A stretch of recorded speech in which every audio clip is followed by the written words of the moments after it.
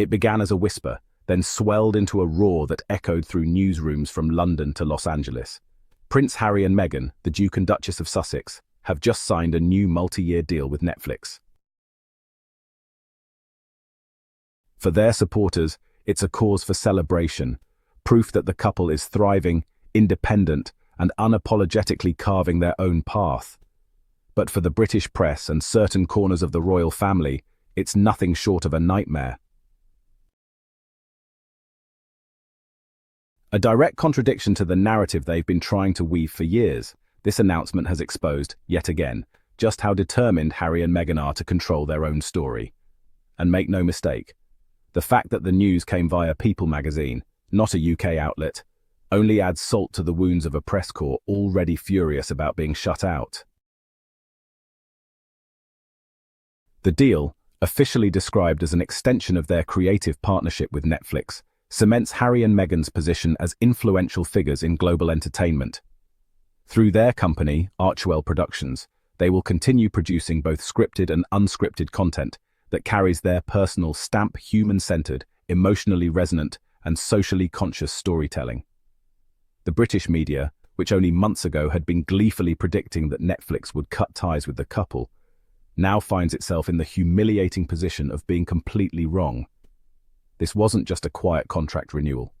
This was a power move, a public declaration that the Sussexes aren't going anywhere. Under the renewed deal, the pair are rolling out an impressive slate of new projects. Meghan's As Ever brand, which debuted earlier this year with lifestyle and home products that sold out almost instantly, will expand into new collaborations with Netflix. The wildly successful docuseries With Love, Meghan will return for a second season later this month, promising another intimate glimpse into Meghan's personal reflections, values, and creative passions. And just in time for the holidays, Netflix will release With Love, Meghan, Holiday Celebration, a festive special where the Duchess will share her own how-tos for hosting memorable gatherings, from recipes and decor tips to heartwarming family traditions. It's a savvy move, combining Meghan's charisma and lifestyle expertise with the global reach of Netflix at the exact time of year when audiences crave warmth, beauty, and togetherness.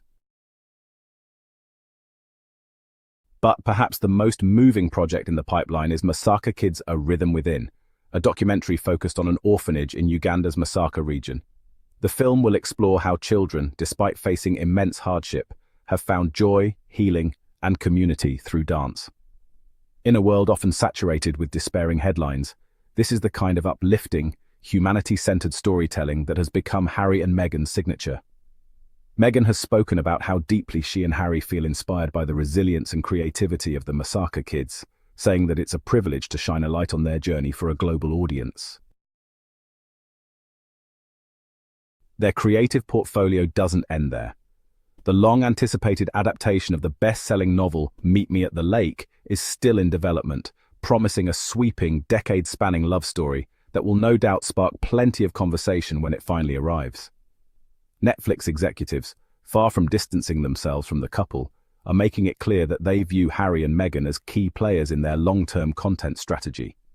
Bella Bajaria, Netflix's chief content officer, praised the pair as, influential voices whose stories resonate with audiences everywhere. She noted the commercial and critical success of their previous work, including their Emmy-nominated docuseries Harry and Meghan and the undeniable popularity of Meghan's As Ever line. In Bajaria's words, Netflix is excited to continue the partnership, reinforcing the message that the Sussexes brand is not only culturally relevant, but commercially viable.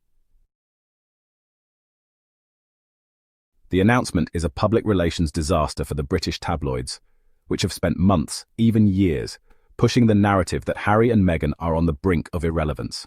Just this year, certain outlets confidently declared that their Netflix contract would not be renewed, citing unnamed insiders and so-called sources close to the couple.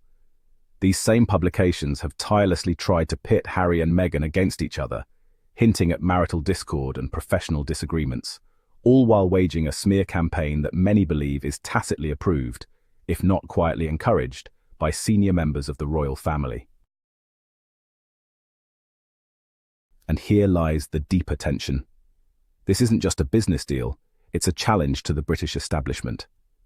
Every new project, every red carpet appearance, every major media announcement from Harry and Meghan serves as a reminder that they do not need the monarchy to succeed. In fact, they're arguably more free, more creative, and more in control than they ever could have been inside the gilded cage of royal life.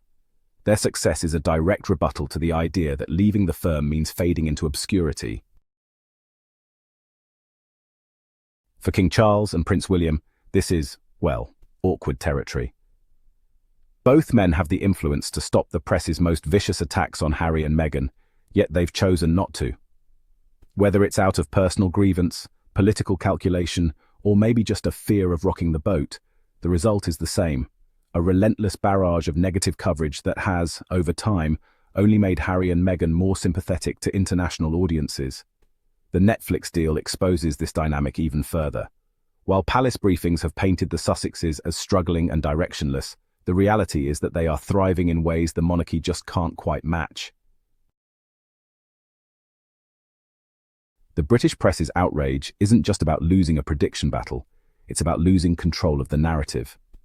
For decades, the tabloids have served as unofficial enforcers of royal image-making, deciding which stories get told and how.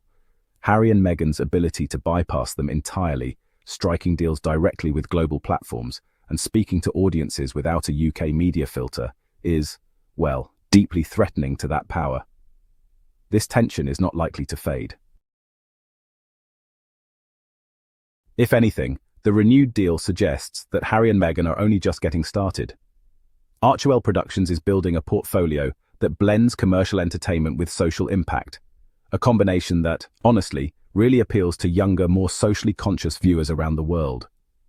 The British media may continue to sneer, but their influence is waning outside their own bubble. In the end, the outrage in London says far more about the insecurities of the press and the monarchy than it does about Harry and Meghan's choices. The couple's new deal is not merely a business arrangement. It's a declaration of independence, a statement that they will define their own future on their own terms. It's also a reminder that in the age of global media, the gatekeepers of the past can no longer dictate who gets to be heard. In many ways, this Netflix deal is the perfect metaphor for Harry and Meghan's journey since leaving royal life.